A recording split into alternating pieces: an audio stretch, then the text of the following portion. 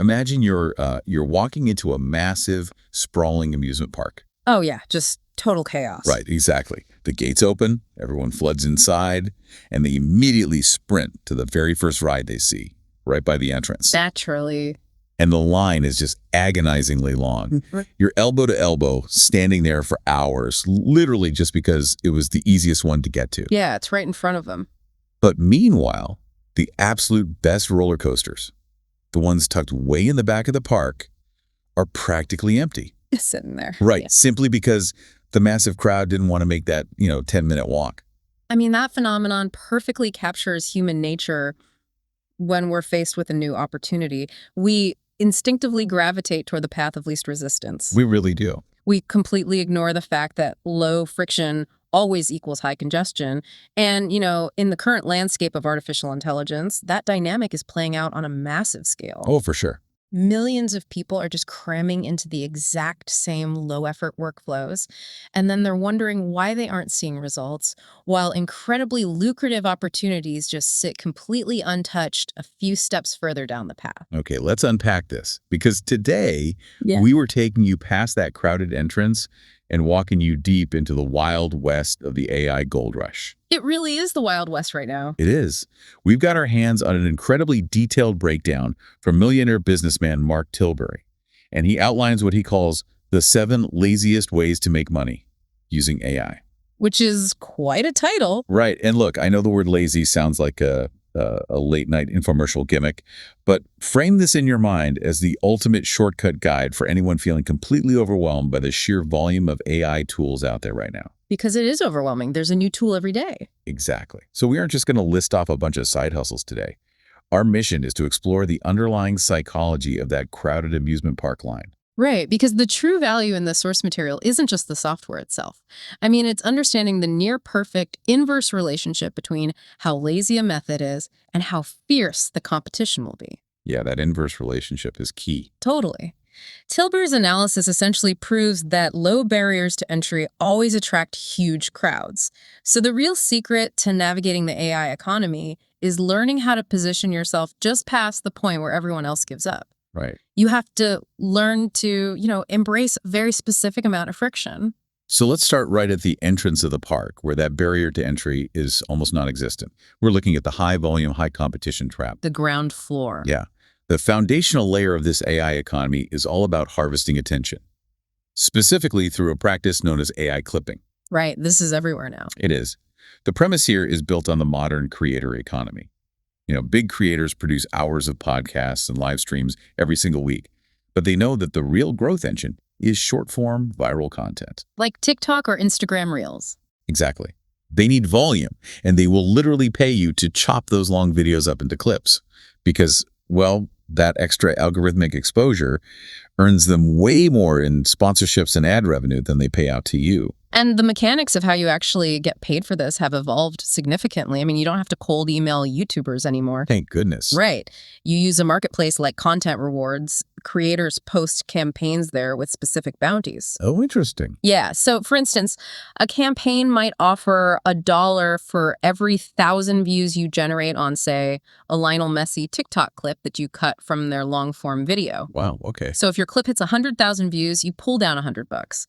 But the hook is that you aren't opening up complex editing software like Premiere Pro and meticulously scrubbing through timelines. Not at all. You drop the URL of the long video into a tool like Opus Clips, and the AI actually scans the audio for emotional spikes.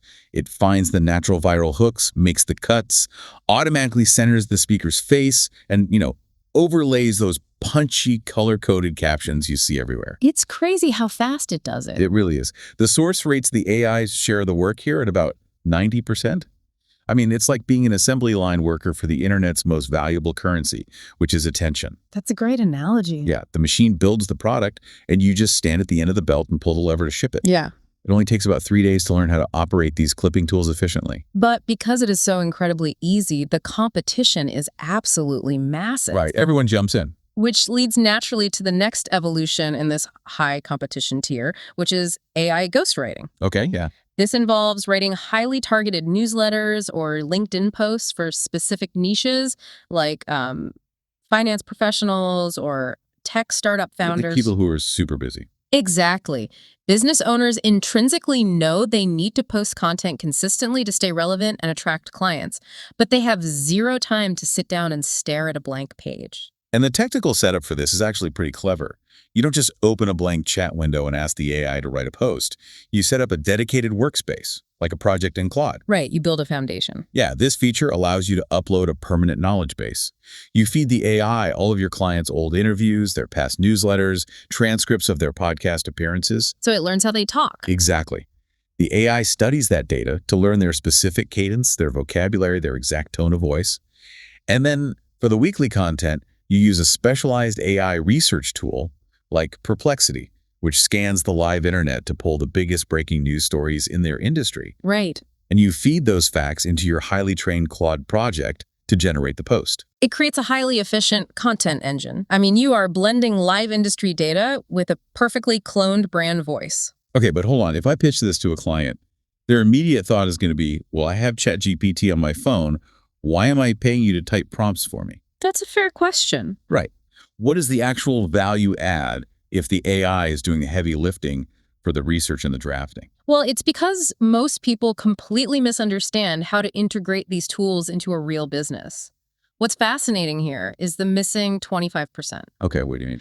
Think of it like the difference between buying a microwave dinner and hiring a personal chef. Okay, I like that. The AI is the microwave. It's incredibly fast, it requires no real skill to operate, and it gets the raw job done. But you are the chef. You have to provide the taste. Ah, right. Taste. Yeah, the AI will output 5 different angles for a LinkedIn post, and you have to use human judgment to realize that 4 of them are completely tone deaf and only 1 will actually resonate with an audience of venture capitalists. Yeah, that makes sense. You have to manually edit out that robotic, generic AI vocabulary. Words like delve or testament that immediately signal to a reader that a machine wrote it. Oh man, Delve is everywhere right now. It is the biggest giveaway. So if you just copy and paste the raw output, yes, you are easily replaced by the client's own phone. But if you refine it, you become an indispensable part of their marketing arm. That makes a lot of sense. And regarding the fierce competition in this tier, consistency alone puts you ahead of 99% of the crowd. Most people try this for a week, realize they actually have to proofread the text, and quit. Right, because it still requires a little bit of work. Exact. So clipping and ghostwriting are all about harvesting attention. Mm-hmm.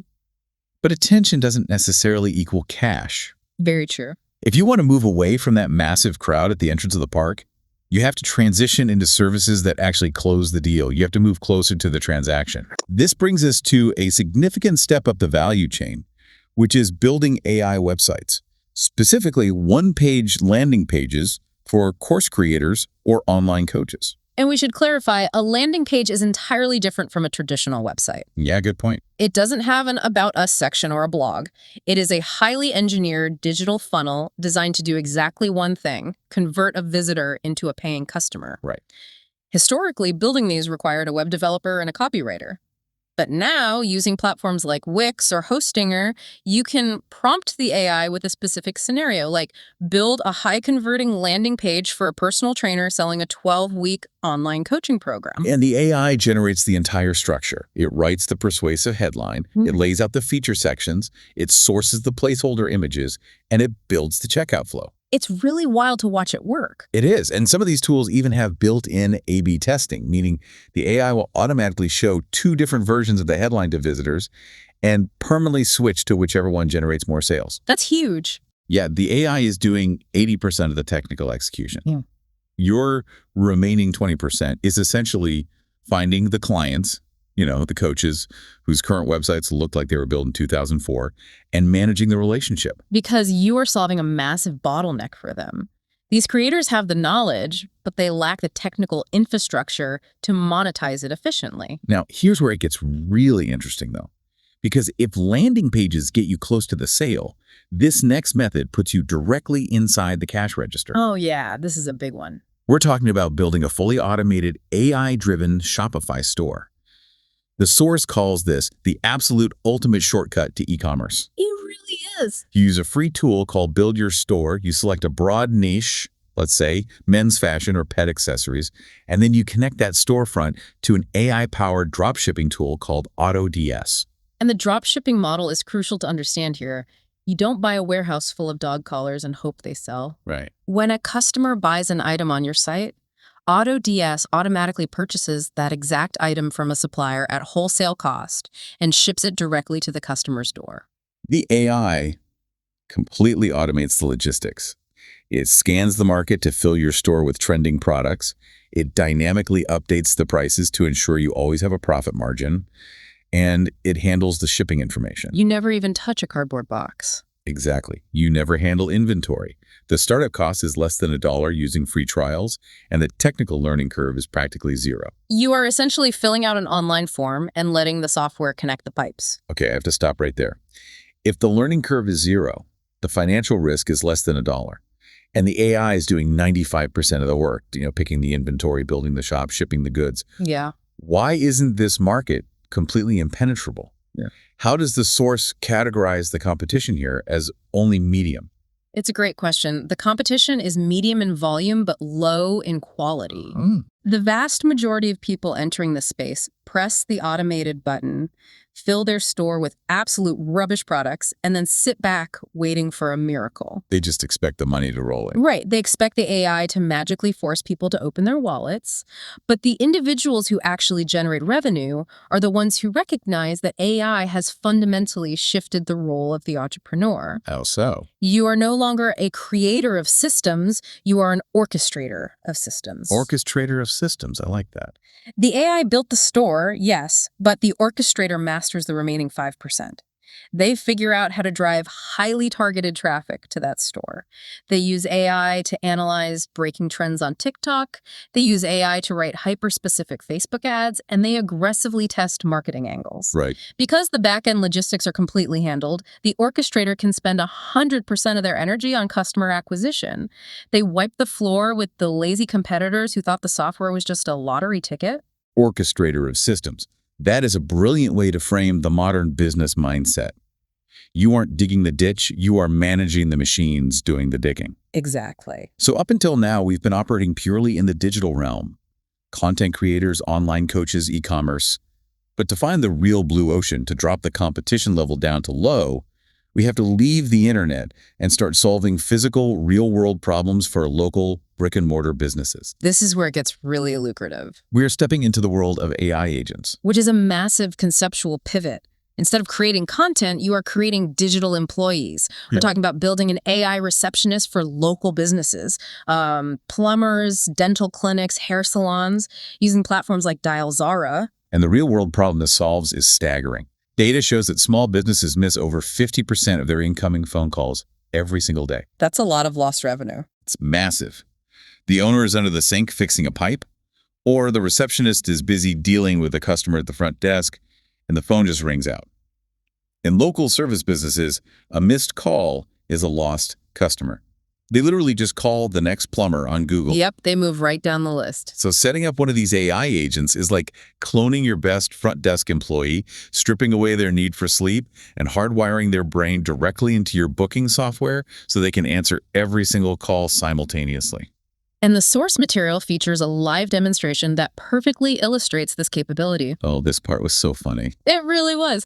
He set up a demo receptionist for a fictional fitness business and called in, introducing himself as Mark the Body Tilbury. He threw a completely ridiculous prompt at it. He told the AI he was looking for a specialized coaching plan to upgrade his 6-pack to an 8-pack. And the AI didn't stumble for a second. Not at all. It maintained a perfectly natural conversational tone. It acknowledged a specific goal without sounding robotic, smoothly collected his contact details, and arranged for a human coach to call him back with a tailored consultation. It's just incredible. And the sales pitch for this service is borderline genius.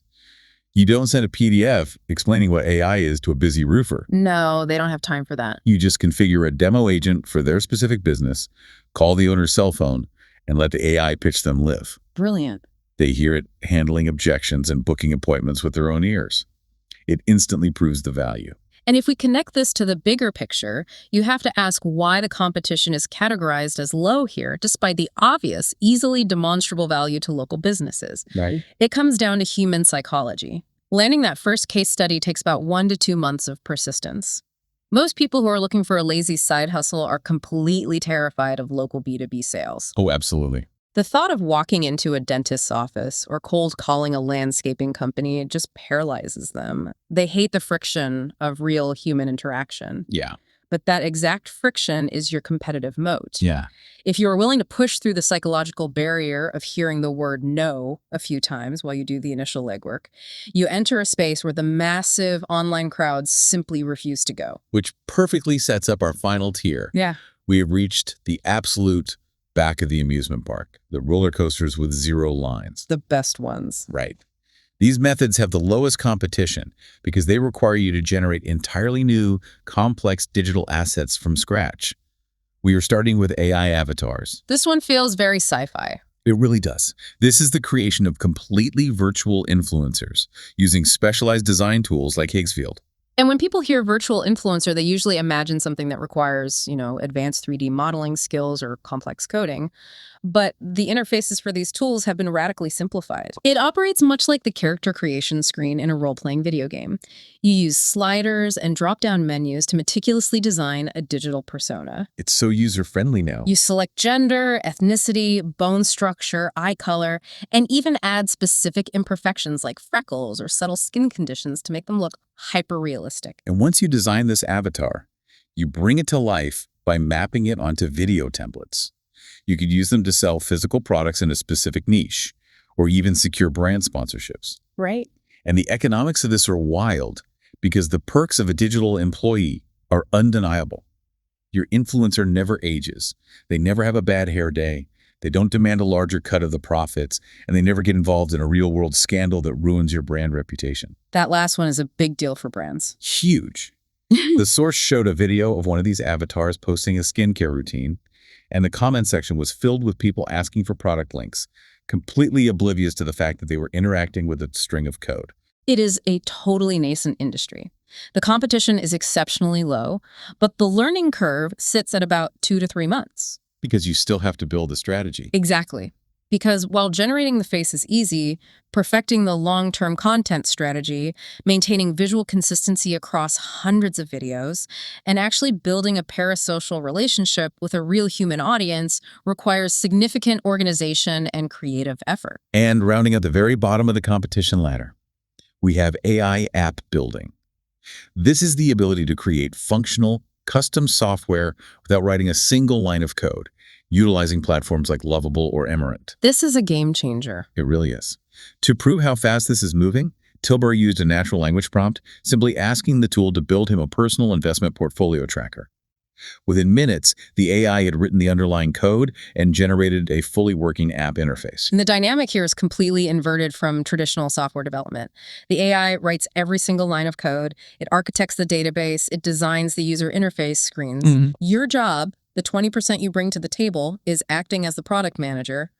You tell it exactly what to build. You test the prototype like a demanding customer, you find where the buttons are broken, and you feed those bugs back to the AI so it can rewrite the code to fix them. So what does this all mean for someone trying to learn this? It's less like learning to write code and more like learning to manage a team of incredibly fast, hyperactive junior developers. That's exactly what it feels like. At first, you're just trying to figure out how to give them clear instructions without the entire project catching on fire. Which happens a lot at first. Oh yeah.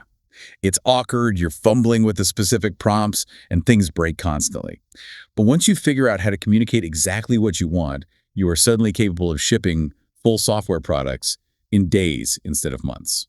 This raises an important question, though. What's that? If the AI is handling 80% of the heavy lifting for app development, providing a capability that used to require a computer science degree and tens of thousands of dollars to execute, why is the competition still categorized as very low? It's the psychological barrier again, isn't it? The intimidation factor. Entirely. People hear the phrase app building and their brain immediately shuts down. They falsely assume it is too mathematically complex for them to understand. Right, they just assume they can't do it. They won't even spend 30 minutes playing around in the interface to see how intuitive it has become. Which means your biggest strategic advantage in this space isn't technical genius or a background in coding. It is simply having the willingness to start. Yeah. The willingness to look at a complex tool and say, I can probably figure out how to give this thing instructions. So to bring this entire journey together for you, what we're really looking at is a sliding scale of effort and reward. The laziest AI methods, the ones where you just drop a link to clip a video or press a button to rewrite a paragraph, make it incredibly hard to stand out because the entire world can press that same button. Exactly. The real money, the sustainable value that won't evaporate in 6 months, is found by actively embracing the friction. It's committing to that 1 to 3 month learning curve to orchestrate an e-commerce system or configure an AI agent for a local plumber or learn the language of app builders entirely, because that is where the massive crowds refuse to go. It is the conscious decision to step away from the congested entrance and walk to the back of the park. Right. And looking at the trajectory of these tools, there is a profound structural shift happening in the business world that we need to acknowledge. Look at the progression we just discussed. AI can now build the product using app generators. It can market the product using automated landing pages and clipping tools. It can even act as the frontline salesperson, answering the phones as an agent or starring in the promotional videos as a hyper-realistic avatar. So if the software becomes the engine that runs every single department, the actual execution of these business tasks becomes essentially free and infinite. Yes. Anyone can spin up an app or a storefront for pennies. Yeah. If execution is no longer the bottleneck, what is the actual value add of the human being running the company? Exactly. When the barrier to creating a company drops to zero, the market will be flooded with infinite digital products and infinite AI sales agents. In a world where the machine can do all the building and all the talking, the only currency left that humans can exclusively trade in is trust. Trust. Wow. The human ability to look a client in the eye, to understand their specific anxiety, and to guarantee that the automated systems running in the background will actually solve their problem. So the premium shifts entirely from execution to relationship management. If the software is the engine, trust is the only thing making the client hand you the keys. That's exactly right. That completely changes how you should view these tools. You aren't learning how to build apps or deploy agents just to replace human labor. You are learning how to wield them so you can spend all of your time building the trust that the AI cannot replicate. Spot on. So the next time you see a massive crowd lined up for the easiest, lowest friction ride at the front of the park, well, keep walking, embrace the friction. We'll see you on the next deep dive.